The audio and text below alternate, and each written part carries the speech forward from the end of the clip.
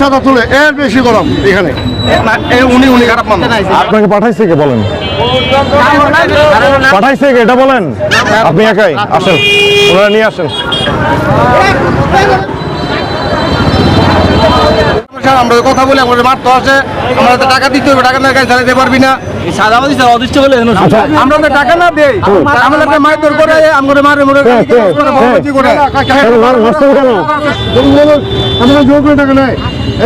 হ্যাঁ, আমাকে ঢাকার চাবি কেন নেই? যে চাবির ভয় তো দিতেই হইব বলে এইভাবে দিয়া যাবে স্যার। আজকে থেকে আর দিবেন, আজকে থেকে চাঁদাবাজি বন্ধ। আপনার গরিব মানুষের রক্ত চুষে কারো পেট ভরতে দেওয়া হবে না। স্যার আমরা এটাই চাইছিলাম এতদিন ধরে স্যার।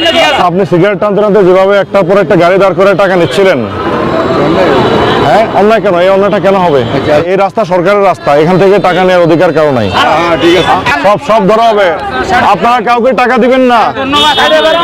তাদের যে স্ট্যান্ড আছে, স্ট্যান্ড যদি আপনি ব্যবহার করেন, তার বিনিময়ে আপনি তাকে টাকা দিবেন। নরসিংদীতে আজকে থেকে এই চাঁদাবাজি আর হবে না, কোনো মোড়ে হবে না। পুলিশ এসে চাঁদাবাজদেরকে হাতে নাতে আটক করা কোনোদিন দেখছেন আপনারা?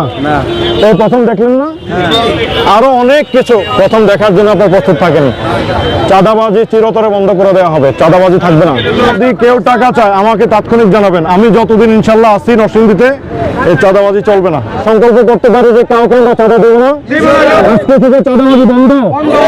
আজকে থেকে কাউকে চাঁদা দিবেন, গরিবের পেটে লাথি দিয়ে কাউকে বড়লোক হতে দেওয়া হবে না ইনশাল্লাহ। আমি আপনাদের পাশে আছি। যে জায়গায় দেখবেন চাঁদাবাজি হচ্ছে আমাকে শুধু একটা কল দিবেন। আমার উপর, পুলিশের উপর আপনারা আমাদের উপর ভরসা রাখবেন, কেমন?